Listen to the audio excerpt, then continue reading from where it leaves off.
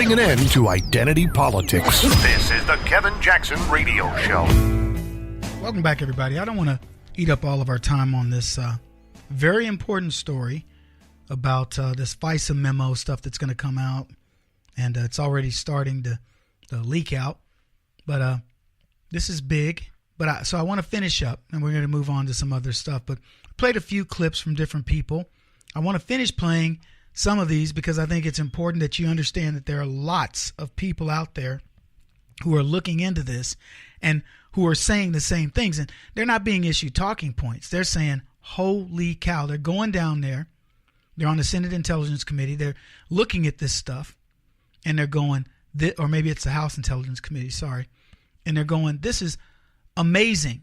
We didn't even know this could happen in America. So here's DeSantis. He's on Fox and Friends.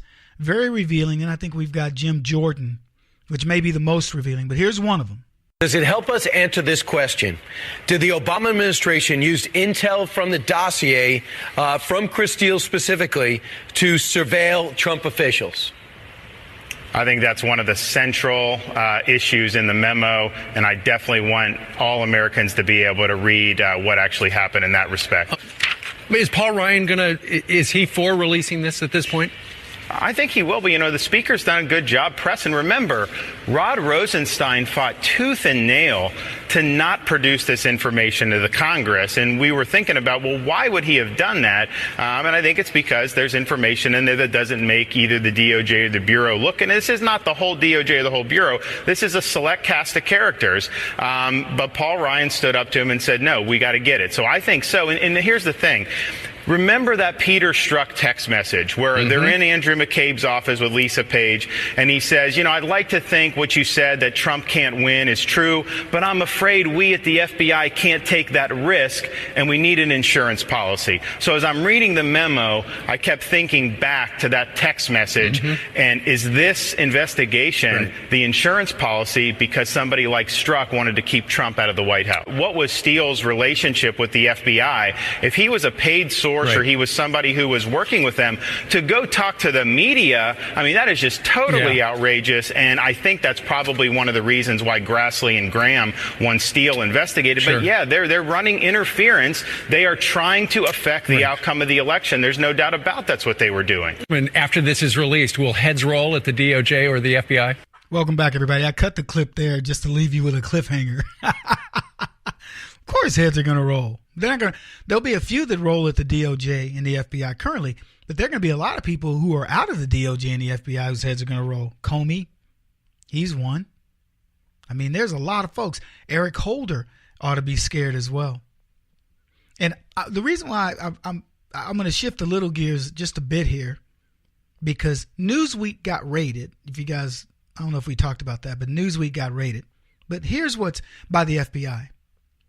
But what was interesting to me is they actually did an article, and with all of this stuff going on, they did an article saying Hillary might still become president if this Russian allegation thing turns out to be something. That is the definition of an optimist. I want you to understand something.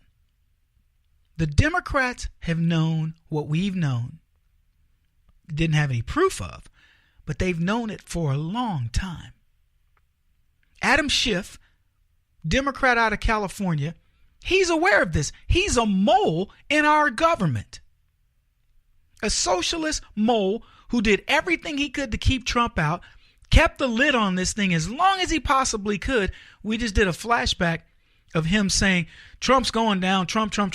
The very next day after Nunes shows him documents, the very documents we're starting to talk about now, he says, we can't really talk about that. Suddenly, Mr. Confident went to tight-lipped. That was in April of 2017. This guy has known about this for months, and he didn't say a word. Why? Because he was hoping it was going to come to something. He didn't care what it was. This is railroaded justice if you've ever seen it. This is every one of those movies where the black guy gets accused of rape and it was old Billy Bob, her boyfriend, who beat her up and raped her and blamed old Moses. This is exactly it. On a level that we don't even really think about. That's exactly what was happening. This witch hunt was to say, we're pinning this on Donald Trump no matter what. Schiff is in just as much trouble as some of these other people. We're going to get to the bottom of this. Look, people, you guys are out there shaking your heads going, no. But let me tell you, there's a bunch of you now going, you know what, Kevin? I'm starting to believe it. I'm starting to think about this. I'm starting to understand. Maybe you're right. But what's so, I don't know if it's sad, interesting, crazy, but as I said, Newsweek, this lady named Naya Rajamani, just nearly a year after President Trump's inauguration, a Harvard professor says 2016 presidential candidate Hillary Clinton could still become commander-in-chief. Lawrence Lessig, the Roy L. Furman Professor of Law and Leadership at Harvard, penned an essay for Medium, it's a magazine, in October outlining a series of hypothetical scenarios that could take place should the ongoing probe find the Trump campaign actually conspired with Russia to influence the election results. This just, can I wrap this in a nicer bow than telling you, here's Wackadamia, who still has the pipe dream that Hillary Clinton is going to become president, and they give you a series of scenarios. Hey, let me give you a series of scenarios. My cousin, who's in prison, could become president. And let me give you the scenario. I'm just playing around, but you get what I'm saying. It is impossible for Hillary Clinton to become president. They've disillusioned, the left have disillusioned millions of people. Disillusioned millions of young girls. I don't know how many girls really follow Hillary. I don't think it's as many as they want to claim. But there's some people that really trusted Hillary, trusted Obama, trusted the DNC, trusted the Democrat Party, trusted Bernie Sanders. What's Bernie Sanders going to look like now? He sold out to the biggest crooks on the planet. Everybody had the fix in. And this chump decided he was going to take the money and run. And now he's going to criticize Trump. Come on. Look, if we had a genuine nation, a genuine set of politicians on the left who were working for this country, would we be having these discussions that we're currently having? Donald Trump's performance has been practically magical. I'd be saying this if it were Barack Obama. And what do these guys do? They are colluding, cheating, even after a free and unfair election that Trump happened to win. They are still colluding to get rid of this man. How much, if you want to know why you can't release the data, or maybe they are hesitant, it's because they don't want you to understand just how corrupt those people are. That's not for Paul Ryan to decide. If Trump did conspire with Russia, this article says, the president, quote, should resign, or if he doesn't, he should be impeached. Now, I'm just curious. Who do you think Lawrence Lessig is politically? Do you think he was a Hillary Clinton supporter or a Trump supporter? The Roy L. Furman Professor of Law and Leadership at Harvard. What do you think he is? How do we fund? I mean, it's a private institution. Fund it any way you want. Harvard alumni, shame on you. Most search engines would even call that article clickbait. Hillary Clinton could possibly win. Do you know how many leftists clicked on that going, what? Are you kidding? Bill Clinton has a better chance of beating Usain Bolt in 100 meters than Hillary Clinton has of becoming president.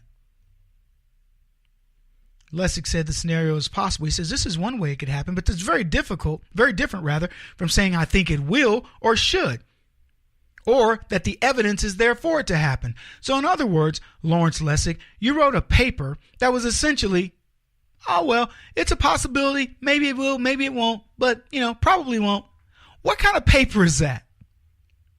Who paid Lawrence Lessig to write, to write this paper, and for CNN or Politico, whoever picked it up, to even talk about it? Who picked this up? Who wrote this? Remind me.